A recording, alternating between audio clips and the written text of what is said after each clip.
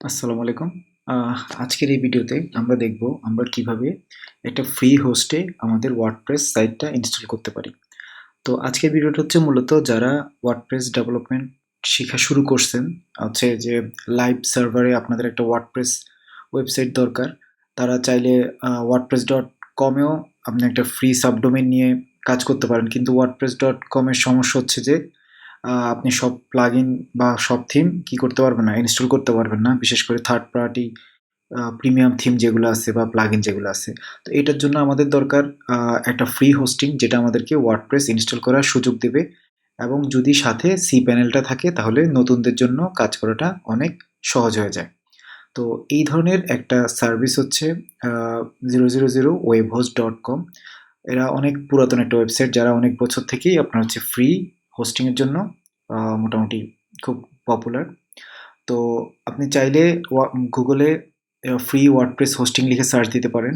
বেশ কিছু প্রথম দিকে কিছু অ্যাড আসবে, তারপর হচ্ছে যে প্রথমে দেখবেন যে এই ওয়েবসাইটটা আসবে সবার আগে, তারপর হচ্ছে আরও বিভিন্ন কিছু ব্লগ পোস্ট এবং ওয়েবসাইটের লিঙ্ক আছে, আপনারা এগুলো চাইলে চেক করে দেখতে পারেন। তো আজকে আমরা জাস্ট হচ্ছে যে এই ইয়াটা দেখব। তো প্রথমে হচ্ছে যে আমরা গেট স্টার্টেড দেব। গেট স্টার্টেড দিলে কি করতে হবে, আমাদের এখানে যে এই ফ্রি ওয়েব হোস্টিং যে অ্যাকাউন্ট আছে, একটা ওয়েবসাইট নিতে পারবো আমরা, 300 MB স্পেস দেবে আমাদের। তো নতুন বা শেখার জন্য আসলে 300 MB স্পেস খারাপ না। তারপর হচ্ছে যে আমাদের কোনো ইমেল অ্যাকাউন্ট থাকবে না, সমস্যা নেই।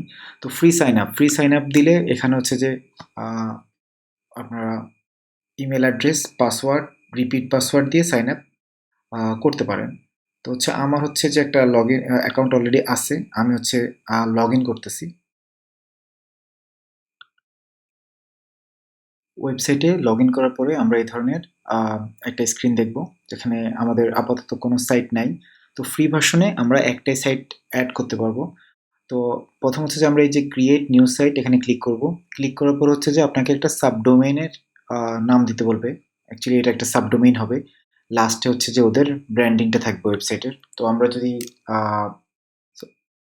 সো আমাদেরকে সাবডোমেইন তৈরি করার ক্ষেত্রে একটা ইউনিক নাম দিতে হবে, যেটা অলরেডি এই নামে কোনো সাবডোমেইন এই ওয়েবসাইটে তৈরি করা হয় নাই। তো আমরা সাবডোমেইন হচ্ছে যে এই যে প্রথম অংশটা, এটা হচ্ছে যে আপনার সবসময় কি করবে, এই যে ওদের যে মেইন ডোমেইনটা আছে W000 ওয়েব হোস্ট অ্যাপ.com, এটা হচ্ছে সবসময় আপনার ডোমেইনের সামনে থাকবে, আর এদিকে একটা অংশ থাকবে। তো এই ধরনের ডোমেইনগুলোকে আমরা সাবডোমেইন বলি। এটা হচ্ছে প্যারেন্ট ডোমেন। .com এর আগে যেটা আছে এটা হচ্ছে প্যারেন্ট ডোমেন, এই অংশটা। আর প্যারেন্ট ডোমেনের আগে যে অংশটা থাকে ওটাকে বলে সাবডোমেইন নেম। আচ্ছা, তো আমরা হচ্ছে যে এখানে একটা নাম দিই যেটা আমাদের হইতে পারে।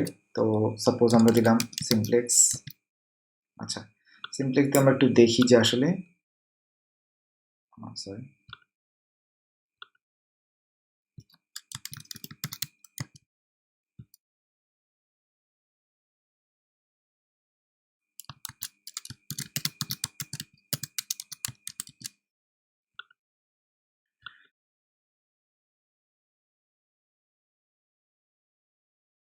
আচ্ছা, এখানে হচ্ছে another website with this name is already exist. Okay, problem নাই। তো জাস্ট আমরা হচ্ছে যে একটা 2022 দিয়ে নাম দিয়ে একটা জাস্ট হচ্ছে আমরা একটা টেস্ট সাইট তৈরি করা, যেটাতে আমরা আমাদের ওয়ার্ডপ্রেস ইনস্টল করতে পারবো। তো দেখা যাক আমরা এটা পাই কিনা। মনে হচ্ছে পাওয়া যাবে এটা। আচ্ছা, হ্যাঁ, আমরা তাহলে হচ্ছে যে এই ডোমেইনটা সাবডোমেইনটা পাইলাম। এখন হচ্ছে সে আমাদের সাবডোমেইনটা ক্রিয়েট করছে। সাবডোমেইন ক্রিয়েট করার পরে আমাদেরকে হচ্ছে যে সাবডোমেইনের উইন্ডোটাতে নিয়ে যাবে। তো এটা হচ্ছে যে আমরা যদি এখান থেকে যেতে চাই, এই যে এখানে প্রথম হচ্ছে এই জিনিসটা দেখা যাবে, এটা হচ্ছে আমার ওয়েবসাইটের নাম, এটা হচ্ছে আমার ওয়েবসাইটের ইউআরএল, আর স্টার্ট হচ্ছে রানিং, আর আমি হচ্ছে ম্যানেজ ওয়েবসাইটে ক্লিক করলে হচ্ছে আমরা এই যে ভেতরের এই অপশনগুলো দেখতে পারবো। অ্যাপ ইনস্টল করার এই অপশনটা আমরা দেখতে পারবো। আচ্ছা, এখান থেকে হচ্ছে আমরা এই দেখেন একটা অপশন আছে ওয়ার্ডপ্রেস। তো আমরা এখানে ইনস্টলে ক্লিক করি। আচ্ছা, ইনস্টল ক্লিক করার পরে হচ্ছে যে আমাকে ওয়ার্ডপ্রেস ওয়েবসাইটে লগ ইন করার ইউজার নেম আর পাসওয়ার্ডটা আমাদেরকে দিতে হবে। তো আমরা এখানে দিলাম। একটা পাসওয়ার্ড দিলাম।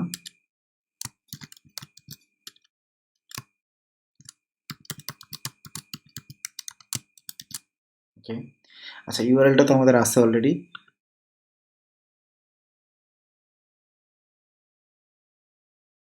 আচ্ছা, এই যে এখানে সে দেখাচ্ছে আমাদের ফাইলগুলা, প্রোগ্রেস দেখাচ্ছে ইনস্টলের।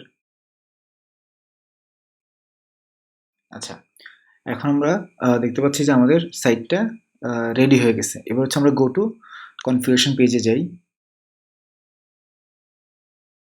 আচ্ছা, এবার হচ্ছে আমরা যে অ্যাকাউন্ট একটু আগে যে ইয়েটা দিছি আমরা, ইউজার নেম আর পাসওয়ার্ড, আমরা ওটা এখানে ইউজ করবো আবার।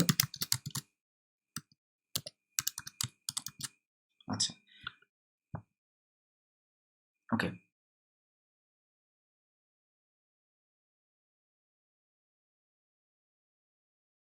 ওকে, এটা হচ্ছে যে আপনার এই যে একটা এরর দেখাচ্ছে, কারণ এগুলো কমন ইয়ে তো, যে দেখা যাচ্ছে যে এই প্যারেন্টের আন্ডারে আপনার হচ্ছে যে অনেকগুলো সাবডোমেন, এই কারণ হচ্ছে যে এটা একটা ফিশিং সাইট হিসেবে ধরতেছে। তো সমস্যা নাই, আপনি হচ্ছে যে ভিজিট দিস আনসেফ সাইট, কারণ হচ্ছে আমার এখানে আসলে হ্যাকার অ্যাটাক করলেও আমার এই ডোমেইন কোনো প্রবলেম নাই, কারণ হচ্ছে কি আমার তো এটা আহ, কোনো মেইন সাইট না, আমার কোনো ইম্পর্টেন্ট সাইট না, বা ক্লায়েন্টের কোনো সাইট আমরা এখানে রাখতেছি না।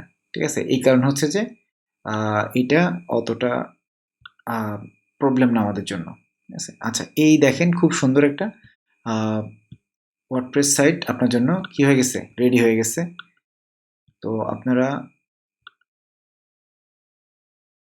আচ্ছা আচ্ছা, এবার হচ্ছে যে আমরা চাইলে কি করতে পারবো, এই যে এখান থেকে থিমস থেকে আমরা বিভিন্ন থিম অলরেডি তারা ইনস্টল করছে, একটা শেপলি একটা ইনস্টল করছে। তো আমরা চাইলে যদি একটা কাস্টম থিম ওয়ার্ডপ্রেস রিপোজিটরি থেকে ইনস্টল করতে চাই, তাহলে আমরা খুব সহজে এটা করতে পারবো।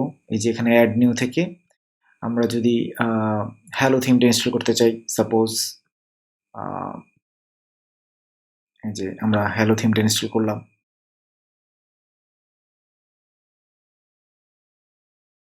ওকে, অ্যাক্টিভ করলাম। এখন আমরা হচ্ছে আমাদের লাইভ সেটটা আবার একটু রিলোড দিই। দেখা যাচ্ছে যে আমাদের থিমটা, হ্যালো থিমটা অ্যাক্টিভ হয়েছে। সো আমরা যে কোনো থিম আমাদের সাইটে ইনস্টল করতে পারবো, এটা আমরা দেখছি। তারপর হচ্ছে যে আমরা একটা প্লাগ ইন, ওদের কিছু ডিফল্ট প্লাগ ইন ওরা কী করছে, ইনস্টল করে দিছে।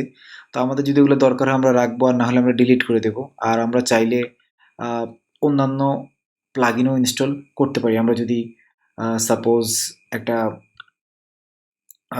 কি বলে স্লাইডার প্লাগ ইন ইনস্টল করতে চাই, ঠিক আছে, স্লাইডার প্লাগইন একটা ইনস্টল করতে চাচ্ছি আমরা, তখন হচ্ছে যে এই যে আমরা স্মার্ট স্লাইডার 3 এই প্লাগইনটা ইনস্টল করি। জাস্ট হচ্ছে টেস্ট করা যে আমরা আমাদের বিভিন্ন কাস্টম প্লাগইন বা থিম ইনস্টল করতে পারবো কিনা। তো দেখা যাচ্ছে যে আমরা আমাদের এই হোস্টিংটাতে খুব সুন্দরভাবেই কি করতে পারতেছি, এই যে প্লাগইন এবং থিম ইনস্টল করতে পারতেছি। তো এটা হচ্ছে যে আপনাকে একটা লাইভ সাইটে কাজ করার জন্য একটা সুবিধা দিবে, যে আমরা চাইলেই আমাদের লাইভ সাইটের যে ফিচার ফ্লেভারটা এটা পাইতে পারি। এবং অনেক সময় দেখা যায় যে লোকাল হোস্টে অনেকগুলো প্রবলেম থাকে, যেগুলো আসলে লাইভ সাইট ছাড়া পসিবল না কাজ করা। সো এই ধরনের প্রয়োজনে আমরা এই ফ্রি হোস্টিংগুলো ইউজ করতে পারি। তো এটা অবশ্যই প্রিমিয়াম বা কোনো ক্লায়েন্টের কাজের জন্য অথবা নিজের ব্যক্তিগত কোনো ওয়েবসাইটের জন্য আমরা এটা ইউজ করব না। এটা শুধুমাত্র প্র্যাকটিসের জন্য আমরা এই হোস্টিংগুলো ইউজ করতে পারি। তো আশা করি এই ভিডিওটা আপনাদের ভালো লাগবে এবং আপনাদের উপকারে আসবে।